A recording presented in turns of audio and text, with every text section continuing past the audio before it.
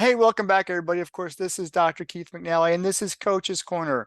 I'm here with Anna Felix, and we've had a conversation before, way back when the question guy first started.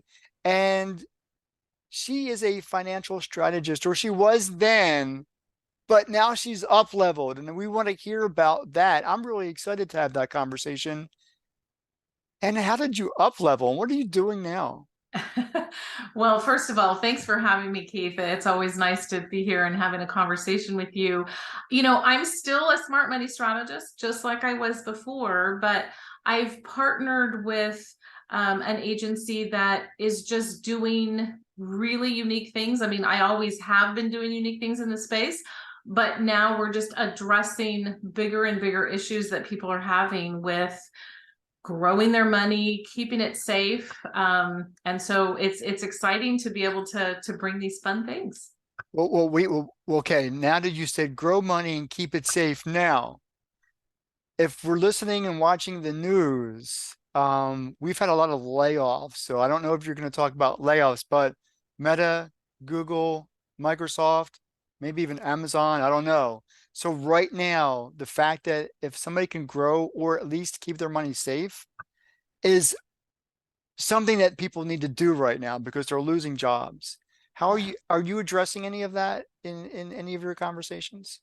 Yeah, absolutely. So what happens when someone loses their job and they get the opportunity, and I try to always look at that as an opportunity for something better, right? I mean, in the moment when that happens, it's a gut punch and you're just like, what am I going to do? But what it allows you to do that you wouldn't be able to do if you continued in that job is you now have the option and the choice to do something different with the money that you were potentially growing in your 401k. So now that you are going to transition to another position eventually, you need to decide what you want to do with those funds. And this could be a huge thing, an opportunity for someone that's in that position. So they can now put it in a Roth IRA. They would have to pay taxes on that, but they could take that money now potentially and make it a tax-free strategy for them, something that they wouldn't have been able to do before. They can, roll this into something else that's going to later turn into tax-free for them. So this is an opportunity that they have to take today that they wouldn't have if they were going to stay in that same job. And when they start that new position, whatever it is that they find, I always say, put it out there that it's going to be more money, right? That it's going to be something better for you. Always think positive because that will bring you more positive things. I think we talked about that a We little bit did. We last certainly time, did. Keith. So that continues to always be the strategy. Like, okay, if this is, I have to make a change. Now let's make a change for something better. And it's incredible. I've had a couple clients recently have that situation, and I said, okay, now we're going to look for something Oh, better. really? And They did lose their job? they did Some, lose their oh, job. I was kind of Yes. just looking at the news. Wow, I'm sorry to hear that. Yeah, no, but I can happily report that one did just get a job that is 20K more a year, and she's going to be able to work from home. So Wow.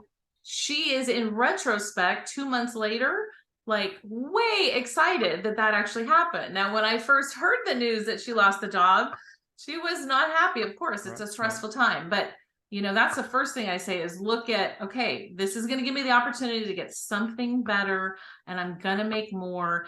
Potentially, maybe I can do something that really excites me even more than what I was doing before. So I would say that's, the first thing. But for people that, had the traditional 401k in that old job and they didn't know that they could grow money tax free by creating their own bank per se, this is now an opportunity to do things differently in their new position. So if that new company is offering a match, then they definitely want to take that.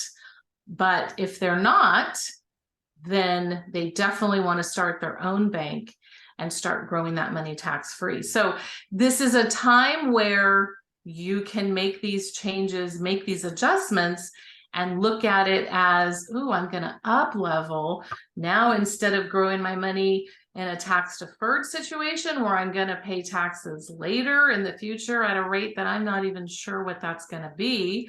And I don't know, Keith, if you're on the same page with me about that, but I believe taxes are going to have to increase in the future.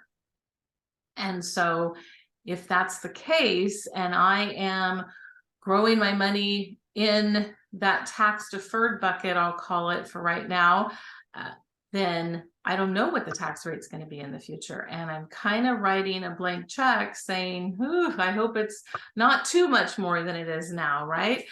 But if I am growing now my money in a tax-free environment, then it doesn't matter to me if it goes up 2, 4, 8%, whatever that is. I'm not going to be paying taxes on that. So it's a great opportunity to pivot in so many ways. When we first had a conversation, you called yourself a strategist, and you were very specific about calling you a strategist, and you had a very specific market. You actually kind of marketed more towards women, Mm-hmm. and that's based on your personal story. And I'm going to put a link to that conversation in the description of this conversation. Mm-hmm. Based on all of that, are you still a strategist, and are you still focused on primarily serving women and that kind of population, or because that you've up leveled with a broader, is your market broader? Yeah, so it's interesting that you say that. Yes, my focus definitely continues to be women. Okay. When I actually do the numbers, though, about 40% of my clients are men. And that's kind of always how it's been. It's just that usually they come via a woman in that they get referred to me. So it's their wife's had a conversation with me and she's like, oh my gosh, you got to know about this. Like, you've got to do this. Or it's their business partner that has met with me and they're just like, okay, my business partner's got to do this. Like and so that's how they come to me. But my initial conversation is usually with a woman. But like I said, about 40% of my clients are men. And it's interesting because I was just on a webinar 2 days ago where they were talking about women are set to inherit a lot of money in the next couple of decades. And You mean so, just being a woman? yeah, because as their parents are passing away, they're inheriting a good amount of money. I want to say it was in $1 trillion was kind of what they were saying in the next few decades. Wow. And so it is so important that in this exchange of wealth that women be educated about money and what's the best way to grow what they are inheriting, right? Because now they have the ability to up level their children's lives and make sure that that money is there for generations to come and that it's being well handled and that they're not just losing it to what we see happening in the market and in banks and in other things like that, right? Really being savvy and knowing where to put that and how to be really good stewards of that money. So my mission has continued, and it's exemplified in that there are a lot of women that even since the pandemic have created some businesses that are doing really well and they're having a lot of success with it. But again, there's that importance of what is the best thing for them to be doing? How can they continue to grow their businesses but also have money that's growing for their future that would cover them if they had a long life, a short life, or a sick life, because none of us know those things. And really be able to strategize as business owners as well, what is the best thing to do?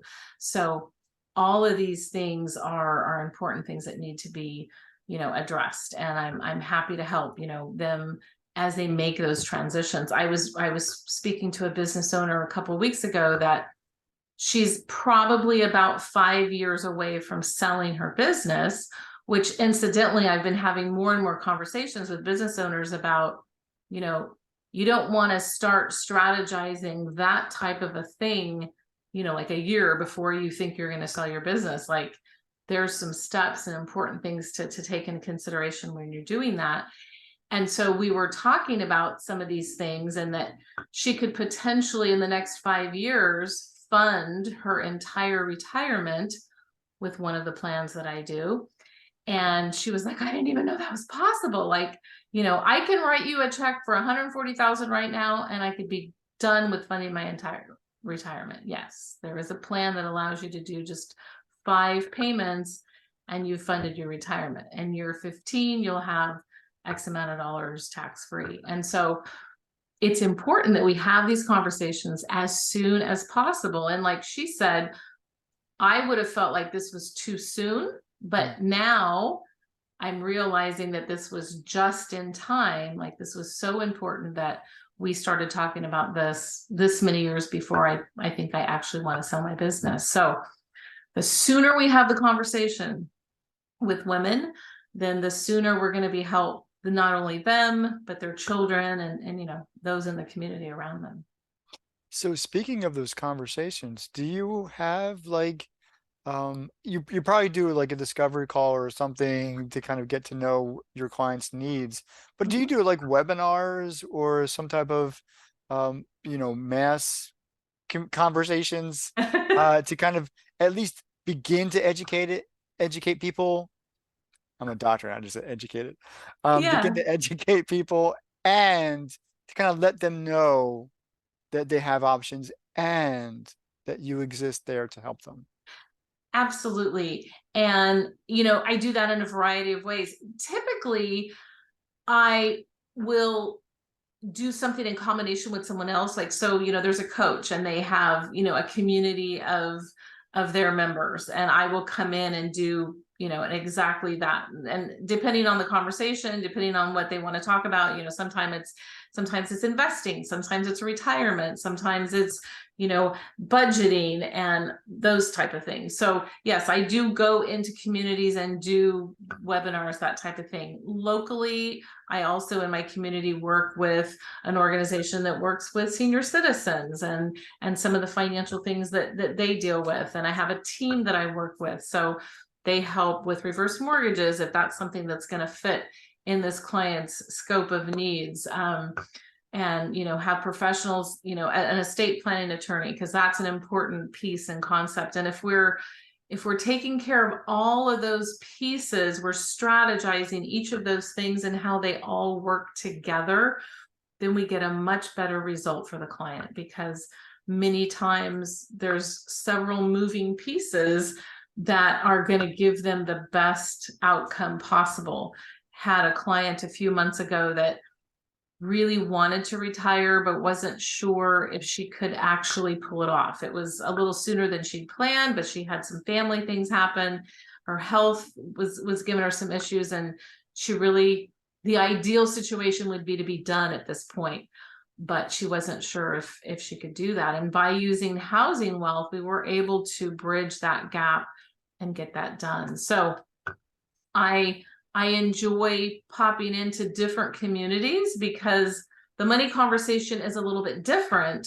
The strategies might be a little bit different, but the goal is make sure that people have enough so that they are comfortable with what can happen in the future. If something happens, they have things in place to cover all of that. And so I call it's like putting the warm blanket on them, right? Like, they feel good, they feel safe. And that's the feeling that most women don't have around money. There's a sense of fear, and am I going to have enough? They actually call that the bag lady syndrome. It's an actual thing. They've named it that because many times women, even that are pretty well off financially, their fear is that sometime in the future, if something were to happen to them, would they still have enough? And then they fear that I don't want to become the bag lady. So when we put things in place in their money strategy that give them guaranteed income for life, which is one of the things I can help them create, guess what? They don't ever have to worry about that. Like, that is not ever going to happen if we put that in place. And so you want to talk about having a much calmer sense of, okay, I'm going to be okay. Like, I'm not going to run out of money. What if I need long-term care? What if I have to live in a home? What if I don't have children? And these are legitimate concerns, but there are things that we can put in place on a financial end that would cover if that happened. And so it's I compare it to just having a warm blanket put on you, and you're just like, oh, yes, okay, I'm going to be okay. I like And that. so, I liked it a lot. yeah. With the little time that we have left, you gave away a lot of really good information, a lot of real, gold nuggets of wisdom in 30 seconds or less. What should somebody do today, or what could somebody do today to do the two things that you just said earlier? Grow money and I'll put the and in there, not the or. Keep it safe. Yeah. So I encourage everyone to have someone look at what their plan is and really examine it. Because a lot of people think, oh, yeah, I have something in place. But what is that really going to bring you in retirement?